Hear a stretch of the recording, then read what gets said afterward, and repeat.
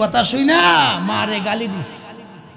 মা ডাক দেখা, বেটা ওই জবান দিয়া ঠোঁট দিয়ে আমারে গালি দিলি, জীবনে কতবার তোর ওই ঠোঁটে আমি চুমা দিস হিসাব সারা।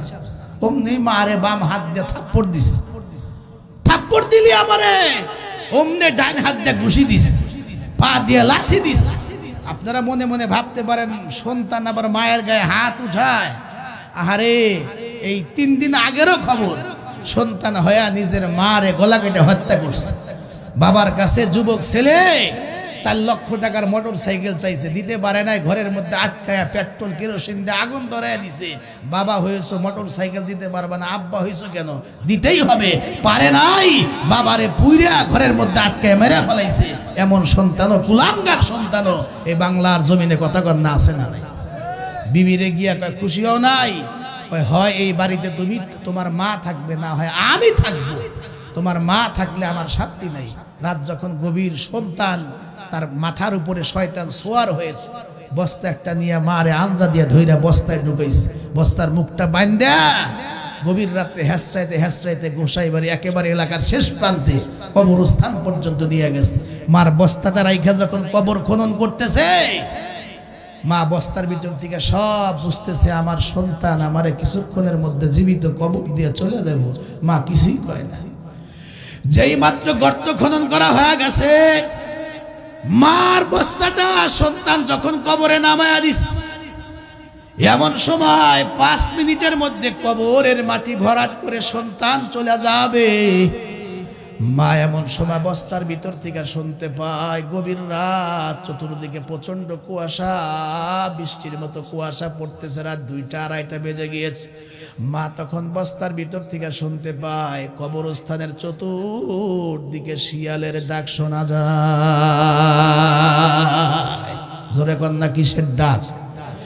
মা যখন শিয়ালের ডাক শুনতে পাইছে, মা এবার বস্তার ভিতর থেকে হাত উঁচু করতে পারে না, তারপরে উপরের দিকে উঠানোর চেষ্টা করে ডাক দিয়া কয়, আল্লাহ, আমার সন্তান আমারে গালি দিল, থাপ্পড় দিল, ঘুষি দিল, লাথি দিল, বস্তায় ঢুকাইলো, মালিক কিছুক্ষণের মধ্যে হয়তো বা আমারে কবর দিয়া চলে যাবে। ডাক দিয়া কয়, আল্লাহ, আমার সন্তান আমার সঙ্গে যা কিছু করেছে, আল্লাহ তুমি কিন্তু রাগ হইও না, আমি মা কিন্তু কিছু মনে করি না, ওর উপর গজব দিও না। তার মানে মা জানে, আমি যদি বদদুয়া করি এখান থেকে 1 ইঞ্চি জায়গাও সামনে যেতে পারবে না, এই জমিন ওরে গ্রাস করে ফেলবে। এজন্য মা বদদুয়া করে না, মা আল্লাহরে কয়, মালিক আমার সন্তান যা করছে, আল্লাহ আমি কিন্তু রাগ করি নাই, তুমি ওর উপরে গজব দিও না, বরং মৃত্যুর আগে আগে একটা দোয়া করি, আল্লাহ আমার এই সন্তানটা তো বড় সন্তান, আমি জানি ছোট্টবেলা আমার সন্তানটা শিয়ালের বড় ভয় পাইতো, দুষ্টামি করলে, শিয়ালের কথা বললে চুপচাপ হয়ে যাইতো।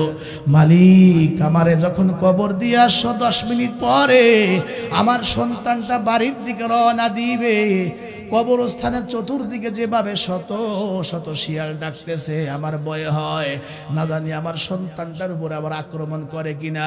আল্লাহ, মৃত্যুর মুখে মুখে দাঁড়ায়া তোমার কাছে শেষবারের মতো একটা দোয়া করে নিজের চিন্তা করি না, আমার সন্তান আমার কবর দিবার পরে যখন সন্তানটা বাড়ির দিকে রওনা দিবে,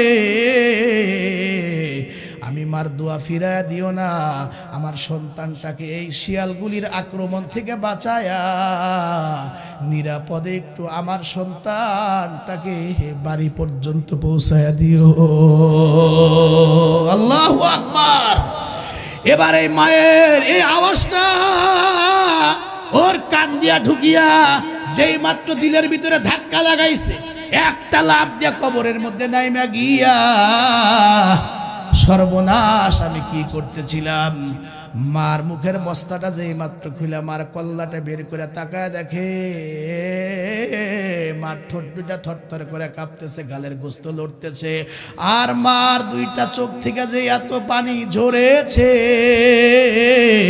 মার চোখের পানি দিয়া বস্তা ভিজে গিয়ে কবরের মাটি পর্যন্ত স্পর্শ করে, মারে ঠোঁটে গালে চুমু দিয়া বলে, পা ধরে ডাক দিয়ে বলে, মা আমি যা করেছি আমার তো মাফ হয় না মারে, আল্লাহ তোরে কি দিয়া বানাইস, মা তো এমনই হয়। মারে তোকে আমি লাথি দিলাম, ঘুষি দিলাম, কিল দিলাম, থাপ্পড় দিলাম, গালি দিলাম, বস্তায় ঢুকাইলাম, 5টা মিনিট সুযোগ পাইলে কবর দিয়া দিতাম। মৃত্যুর দুয়ারে দাঁড়ায়া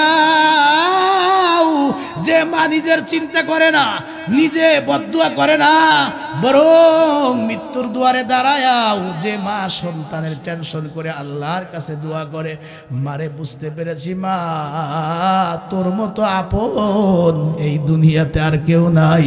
মারে জানি আমি ক্ষমা চাওয়ার মতো আমার কোনো মুখ নাই, কিন্তু যদি পারো মা আমারে ক্ষমা করে দাও। আর যদি ক্ষমা না করো, যে কবর তোমার জন্য খনন করছিলাম মা, আমি এই কবরের মধ্যে আত্মহত্যা করব, আর বাড়িতে ফিরে যাব না। মা একটা টান দিয়া সন্তান রে বুকে নিয়ে বলে, ও বেটারে, সন্তানের মায়ের কাছে পা ধইরা মাপ নেওয়ার দরকার হয় না।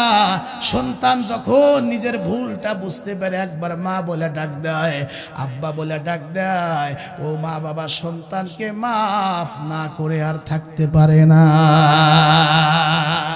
এই হলো এক তাফসীর, যে মা বাবার মধ্যে আল্লাহ দয়া দিয়েছে, ভালোবাসা দিয়েছে, যেমনি ভাবে বান্দার প্রতি আল্লাহর দয়া মায়া মহাব্বত আছে। সুবহানাল্লাহ।